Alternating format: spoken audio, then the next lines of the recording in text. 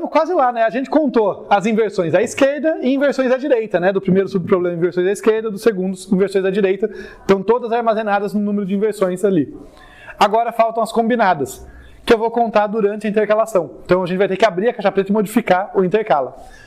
É interessante como, ao mesmo tempo, eu não acho trivial essa mudança, porque não é óbvio a princípio como mudar o intercala, e no fim acaba sendo surpreendente que é tipo uma linha, basicamente. Então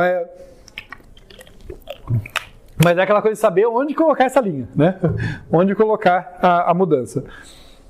Mas aqui, que eu estou olhando como caixa preta, é mais simples, é só eu dizer, olha, tá bom, já peguei as inversões da esquerda, as inversões da direita, agora as inversões divididas, eu vou colocar aqui número de inversões mais igual o intercala que conta inversões, passando V, P, M e R. Tá? Lembrando vocês que o meu intercala ele já trabalha com essa convenção. Quando eu passo para ele VP, M, R, ele vai interpretar que o primeiro subvetor está entre VP e VM menos 1 e o segundo entre VM e VR menos 1. Então ele está pegando certinho esses dois caras ordenados, porque o intercala só funciona se os vetores de entrada forem ordenados. Né? Por isso que eu tenho que continuar ordenando. Eu vou contando inversões e vou ordenando. Senão a estrutura não funcionaria. Tá? Então tá legal. Esses dois subvetores aqui, depois dessas duas chamadas, voltam ordenados, e aqui eu vou contar as inversões divididas. Inversão que tem sempre um pé em um lado de um subvetor e outro pé no outro. Supondo que isso aqui funcione, a gente já vai abrir essa caixa preta, mas supondo que ela funcione, o que falta? Devolver o número de inversões que eu contei. Né? Porque note que eu dependo disso, né? A minha função, ela prometeu devolver, tanto que ela supõe que quando ela faz a chamada recursiva, volta para ela o valor. Então eu tenho que chegar aqui, devolva num inv. Beleza? Merge sort resolvido, gente? Pelo menos supondo que o intercala funcione, né? Então, parece promissor, mas de fato a gente não sabe se vai funcionar até corrigir o intercala. Só para não ter que voltar no final, deixa eu já tirar uma coisa da frente. Assim, se a gente acreditar que nesse intercala aqui a gente consegue modificar ele e ele continua levando tempo linear no tamanho do subvetor, que era o que o intercala nosso fazia, ele intercalava os dois subvetores em tempo linear no número total de elementos, esse merge sort não leva tempo acentuaticamente maior do que o anterior. Tá? Isso quer dizer que a árvore de recursão vai ser a mesma e ele vai levar tempo n log n no final. Só tirar isso da frente. Tá? Também é verdade que ele vai ter um custo de memória proporcional ao tamanho do vetor, também proporcional a n, porque o intercala depende de um vetor auxiliar, mas isso a gente vai relembrar quando abrir essa caixa preta. Tá? Então essa solução é para ser n log n, bem melhor do que n quadrado, né, que envolvia contar testar todos os pares e tal. Tá? Então é para ser bem melhor, mas supondo que a gente consiga isso que eu falei. Deixa eu ver onde que eu apago agora, gente. Eu acho que esse aqui. Acho que esse aqui é uma boa. Vou tirar isso da frente então.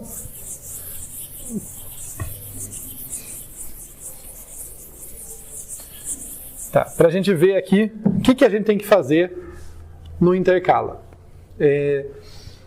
Então, antes de entrar no pseudocódigo, a ideia do intercala, vamos lembrar da base aqui, olha, é que eu tenho dois subvetores, que no caso são pedaços do mesmo vetor para mim, né? Então é um V que vai de P até...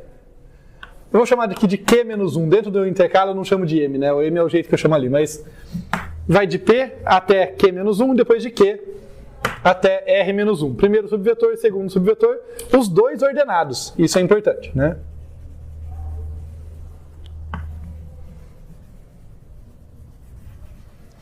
E daí eu tenho aqui um vetor W, que é onde eu vou colocando eles já intercalados, né? Já em ordem. Deixa eu fazer um recurso gráfico aqui, super sofisticado.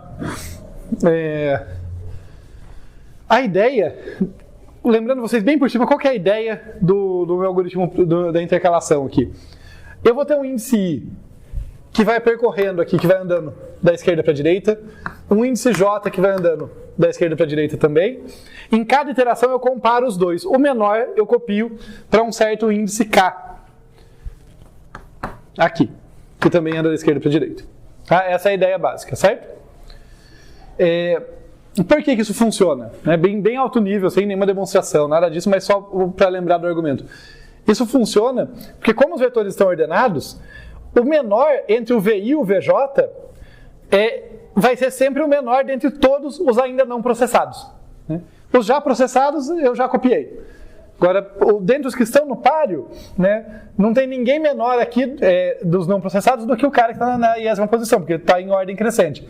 Mesma coisa aqui. Então, quando eu comparo, eu testo se VI menor do que VJ, copia VI, se VJ menor do que VI, copia VJ. O empate vai para o I para manter estabilidade. Beleza? Agora, o que eu quero destacar para vocês? Todos esses caras aqui, achorando diferente de propósito, já foram copiados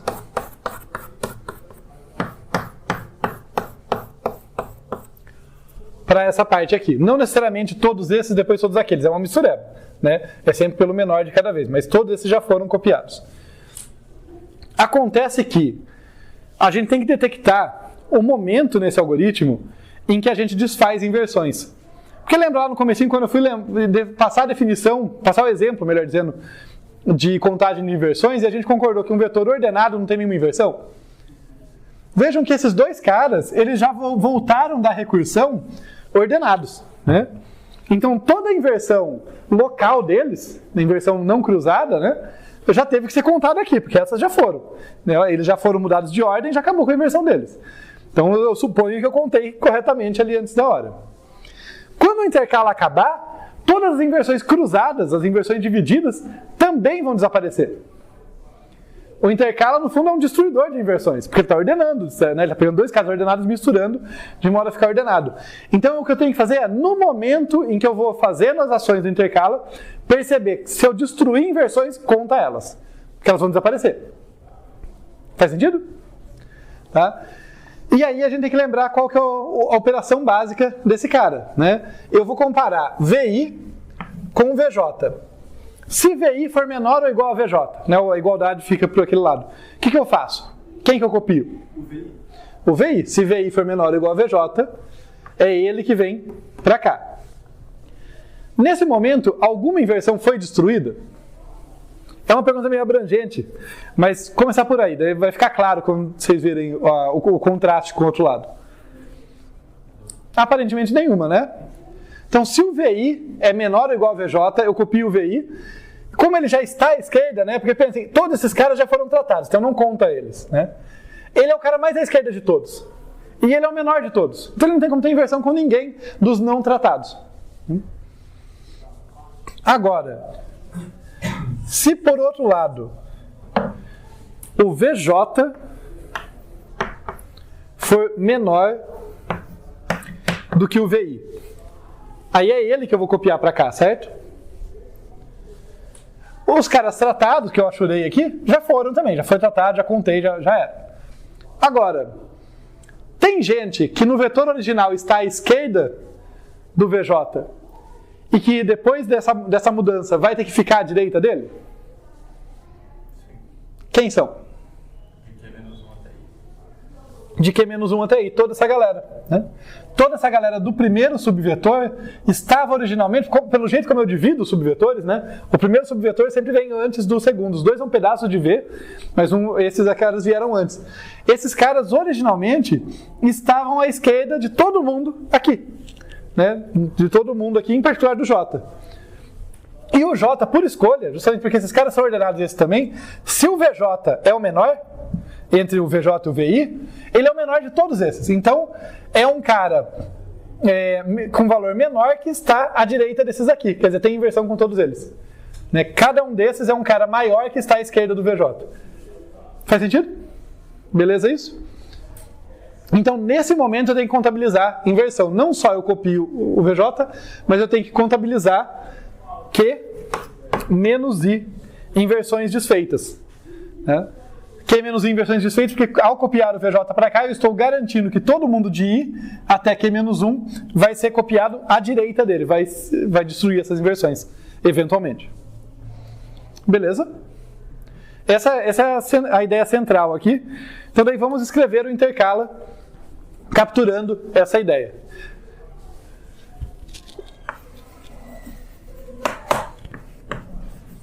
Intercala que conta inversões, recebe um vetor V e os índices P, Q e R, né? Indicando ali de P até Q-1 primeiro subvetor, de Q até R-1 segundo subvetor. O que a gente vai ter que fazer aqui? Eu vou ter que alocar um vetor original, então é só colocar aqui que o W é alocado. Normalmente, pseudocódigo eu não entro nisso, mas isso é relevante para a análise de eficiência de memória, né? Então só lembrar que o intercala precisa desse W aqui. Então aloca esse cara aqui que tem tamanho R-P vezes size of int. E depois vai ser uma linha aqui de setups, né? O I começa no P, né? Porque o I começa no P e vai até chegar no Q, daí ele para. O J começa no Q, e assim por diante. Então, I recebe P, J recebe Q, K recebe 0, setando todos os meus índices aqui, né? E número de inversões. Aliás, antes tarde do que nunca, né? Ninv, tá bom, né? Ninv dá pra entender, né? Ainda é grande, mas eu não vou pôr NI, eu vou pôr Ninv. 0. Beleza? Setup feito.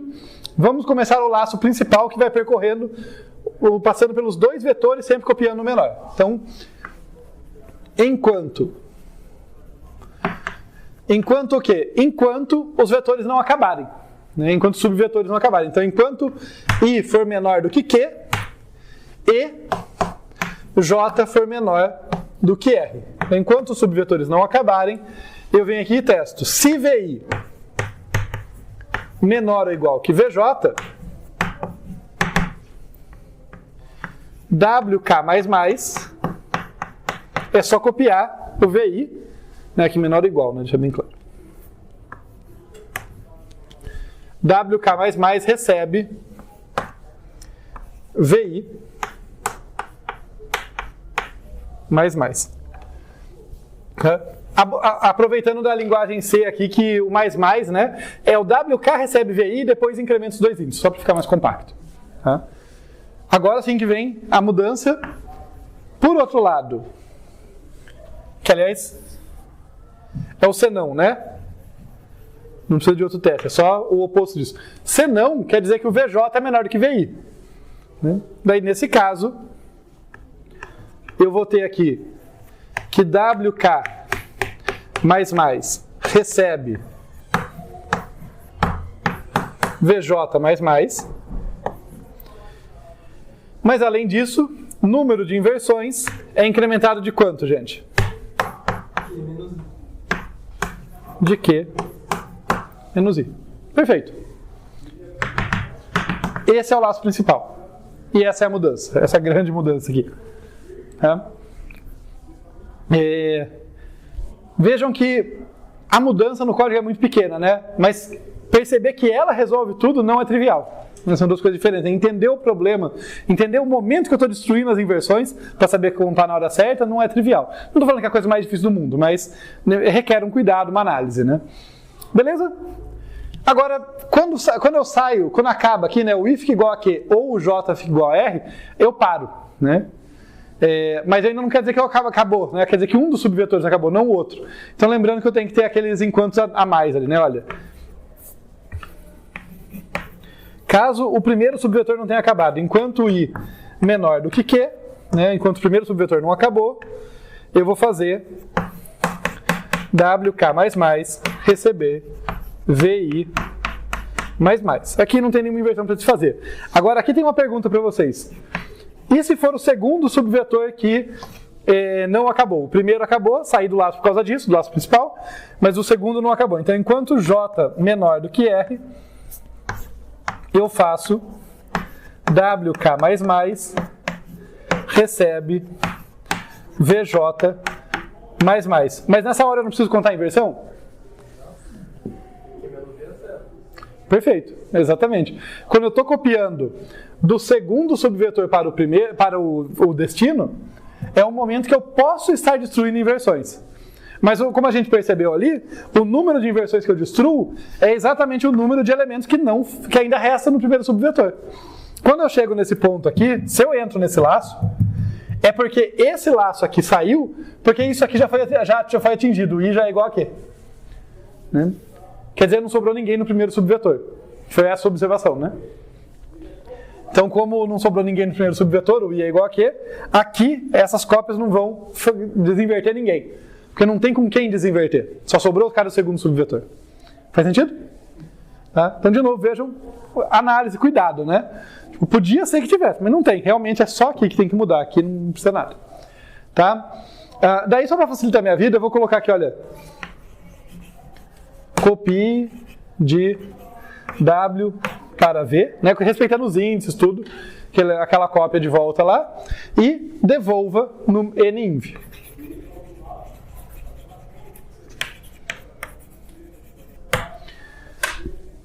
Beleza? Então nós temos, esse código leva tempo linear, porque em cada laço, embora a gente tenha 3 laços, nenhum é alinhado no outro, e em cada laço o I ou o J são incrementados, o I nunca passa de Q, o J nunca passa de R, então no fim o número de iterações é proporcional ao tamanho dos 2 subvetores juntos. Né? Então, e esse laço também é proporcional a isso, beleza, tempo linear, resolvemos o problema, e isso implica que em tempo n log n a gente consegue calcular o número de inversões. Beleza, gente? Uma observação que não é particular para cá, mas é uma oportunidade de comentar.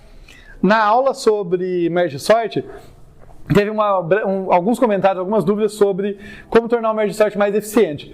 Embora não vá dar para deixar ele super eficiente no sentido que o W é inevitável, né, e copiando para o W na intercalação é necessário, tem uma sacada muito boa que eu não lembro se eu comentei com vocês na hora, eu acho que não, porque tem coisas que só voltam depois, a gente já pensou, já refletiu, mas às vezes não volta na hora. Que é o seguinte, o intercala que eu mostrei para vocês, ele é o mais simples de entender, no sentido que ele recebe a galera em V e ele devolve a galera intercalada em V.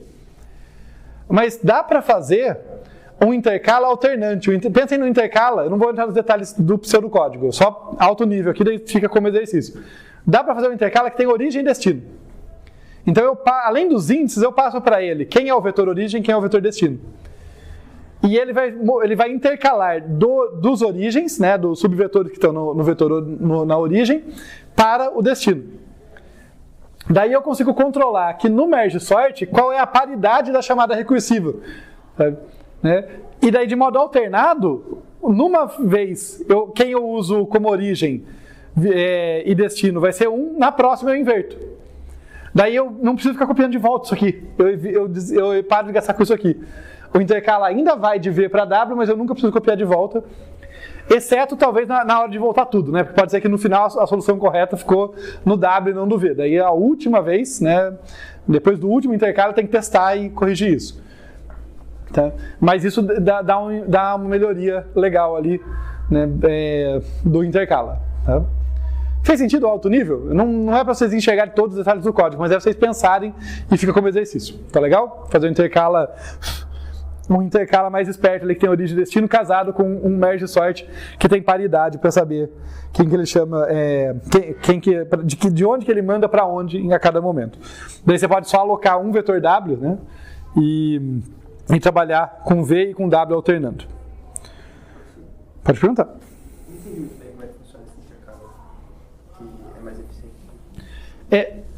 Pensa aqui, nesse cara, quando eu falo mais eficiente, eu estou falando da constante, tá? Ele vai ser linear de qualquer forma, ele vai ter que percorrer o vetor e tal. Mas você concorda que esse passo aqui, ó, copiar de W para V de volta, na aula do merge sort eu fiz ele explícito, né? Eu realmente tenho que copiar cada elemento que está lá no W, que o K foi colocando aqui, eu tenho que copiar de volta para o V, porque é o V que é o vetor original no qual eu estou trabalhando. Então você concorda que isso é um overhead, é um custo a mais? Ao invés de ter isso, né, de ter um W local aqui, pensa que o merge sort aloca um W grandão, um W do mesmo tamanho do V aqui, na primeira vez, na função envelope. Pensa que ele chama isso. E daí ele tem dois vetores. Ele tem o V, que é onde tem a galera original, e tem um W, que é auxiliar. Tudo bem? Só que daí, quando ele vai fazer o intercala, ele fica brincando de pular. Tipo, ele fala assim, olha, intercale essa galera que está no V e jogue para o W. Mas ele já passa o W para você.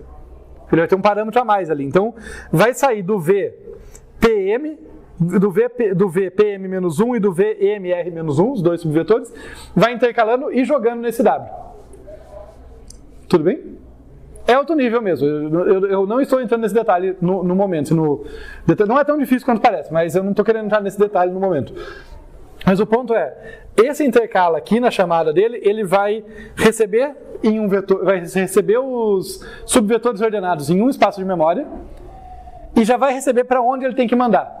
Nos parâmetros dele, ele não vai ter que alocar, não vai ter esse malloc.